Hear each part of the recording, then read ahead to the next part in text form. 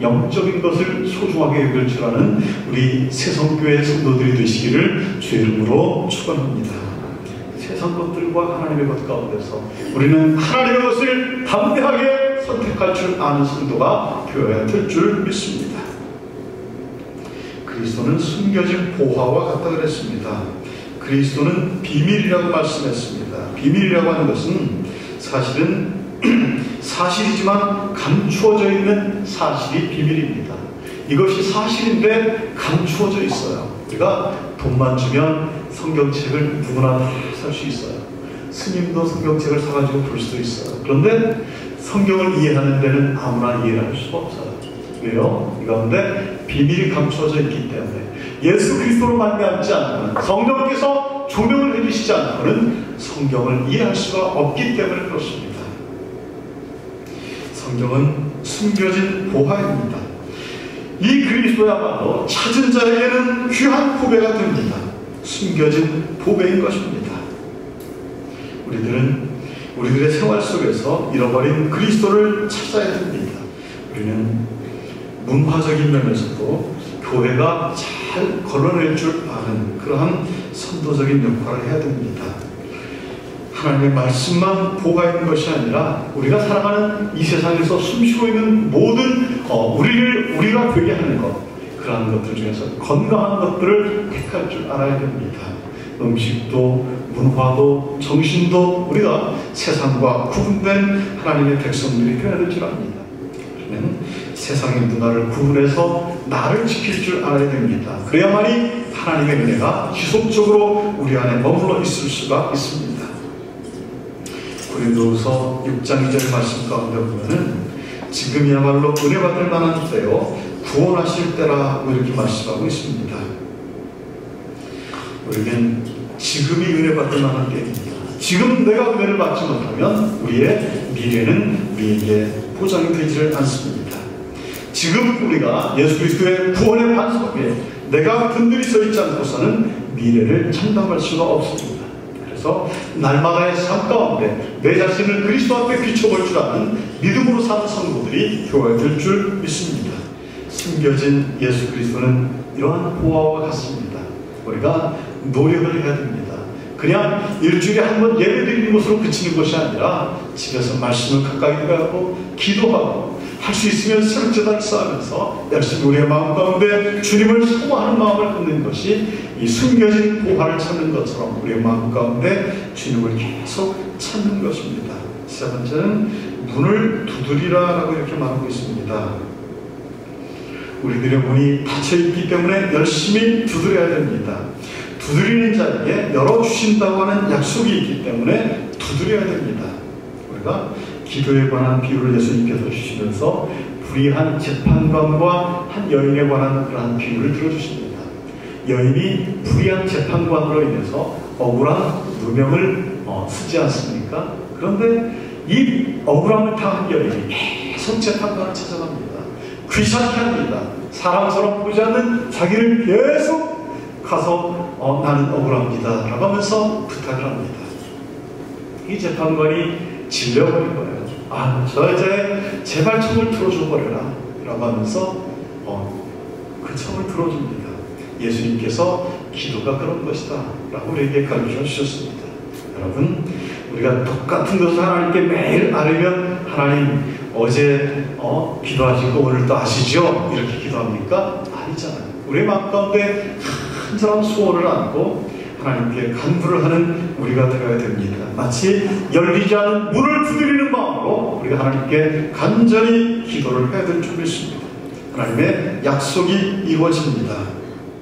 닫혀진 문은 열릴 때까지 두드려야 됩니다. 하나님께서 침묵을 지키실 때 낙심하지 말고 계속해서 문을 두드릴 수 있는 끈기가 있어야 됩니다. 이것이 곧 믿음입니다. 문을 두드릴 수 있는 끈기 있는 믿음이 있어야만이 하나님을 감동시킬 수가 있습니다. 여러분, 기도의 사람들은 하나같이 보면 끈기가 있어요. 끈기가 있어요. 우리가 하나님께 응답받는 기도를 원하십니까? 분명한 목표를 정하고 낙심하지 말고 눈에 보이지 않고 손에 잡히지 않는다 할지라도 포기하지 마시길 바랍니다. 계속적으로 나아가는 믿음이 있어야 됩니다. 첫 번째는 간구가 마음의 소원이라면, 찾으라고 하신 둘째 간구는 행동으로 옮겨지는 탐구라고 말씀을 드릴 수가 있습니다. 문을 두드리라고 하는 세 번째 간구는 주님을 만나서 단판을 지으라고 하는 그러한 당부와 같습니다. 여러분, 마음의 소원을 품어야 됩니다. 내가 간절한 소원을 품어야 됩니다. 그리고 행동으로 옮겨져야 됩니다.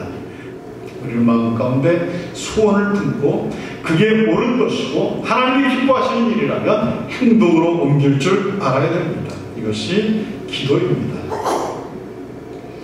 그리고 문을 두드리는 세 번째 간구는 주님을 만나서 단판을 지어야 된다는 것입니다. 여러분, 단판을 짓는다는 게 살벌하게 느껴집니까? 우리가 정말 절박한 상황이라면 사람을 의식하지 않습니다. 정말 주님 한 분만 바라보면서 기도를 해야 됩니다. 여러분, 아마 새벽 이슬을 맞으면서 산 깊은 곳에서 홀로 하나님과 단판을 짓는 그러한 기도를 여러분 드려보신 적이 있습니까? 일생을 두고서 우리에게 그러한 추억이 한 번도 없다면 우리는 약간 불행한 사람들입니다. 아니, 많이 불행한 사람이 됩니다. 주님을 만나서 단판을 짓는 것은 우리의 어떠한 그릇의 크기를 하나님께서 묻는 것입니다. 여러분, 우리는 믿음을 구하되 큰 그릇의 믿음을 소유하시기를 축원합니다. 우리가 하나님께서 은혜의 수확비를 보여준다 할지라도 조그만 그런 믿음의 그릇을 가지고 있다면 귀한 것을 그 정도밖에 담지를 못합니다. 먼저 우리의 인격을 성숙시키고 우리가 믿음의 그릇을 키울 수 있는 여러분이 되셔야 됩니다.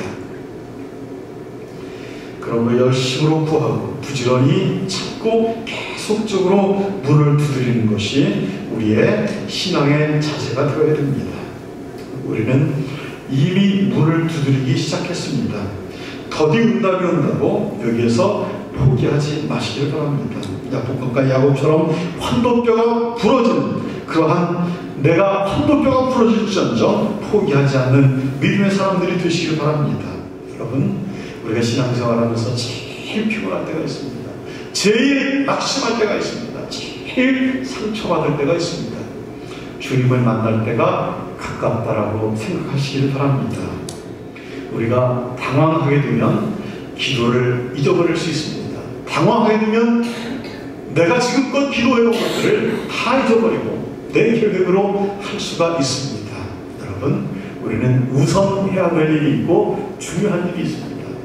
하나님께서는 중요한 일을 먼저 하라 그러는데 우리는 인간의 부족한 지혜를 가지고 먼저 내가 해결해야 될 우선한 일을 먼저 하려고 합니다. 우리는 기도에 있어서는 그렇습니다.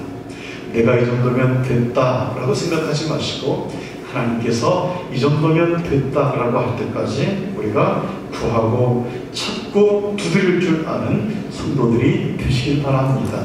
하나님은 우리 편입니다. 마침내 사랑하는 주 백성들에게 기도의 응답을 주시는 야복강가에서 그 환도뼈가 부러질 때까지 기도했던 야곱은 분이엘의 찬란한 새벽에 아침 해가 떠오르는 것을 경험할 수가 있었습니다.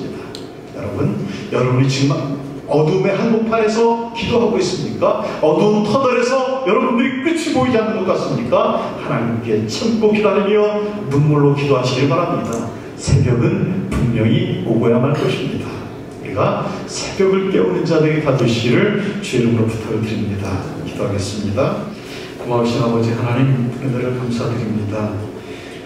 주님께서 우리에게 가르쳐주신 평범한 기도의 법칙을 아버지 우리는 망각하고 살지는 않았습니까? 내 의가 살아있음으로 인해서 하나님께서 역사하시는 것을 우리가 방해하는 자는 되지 않았습니까? 아버지, 우리의 삶의 중심에 오셔서 우리를 다스려 주시옵소서. 주님, 우리를 인도하여 주시옵소서. 하나님께서 푸른 주당으로 맑은 물가로 이제 신의 물가로 어린 양들을 인도하셨던 것처럼 사랑하는 죄의 백성들을 인도하여 주시옵소서. 때에 따라서 필요한 것들로 먹여주시고 입혀주시고 하늘의 만나로 먹여주시옵기를 간절히 바라옵고 원합니다. 오늘 말씀을 예수 그리스도의 이름으로 기도하옵나이다. 아멘.